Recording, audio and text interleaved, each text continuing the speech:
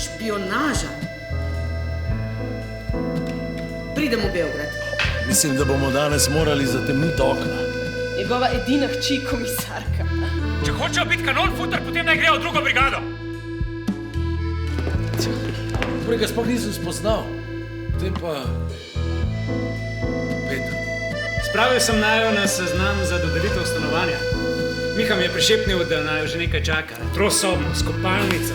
Si kje videla moje odlikovanje? Red narodnega heroja. Slišala sem doktorja. Sester je rekel, da so to ta partizanska telesa, uničena. Lakota, mraz, napori, kim še moški niso bili kos. Zato rojevamo kilove dojenčke. Pepca! A zdaj še ta postala gluha, mi lahko vsaj ti pomagaš iskati. Kaj? Je bo odlikovanje! Lepo je bilo. Lušno in razkošno, pa ne samo za tisti čas. Kaj si rekla? Kaj hočeš s tem povedati? Tebi pa že ne bom polagal računov. Kaj te briga? Kaj, zakaj mi to govoriš? Zakaj te pa to zanima? Daj mi že enkrat mir! A si lahko tiho?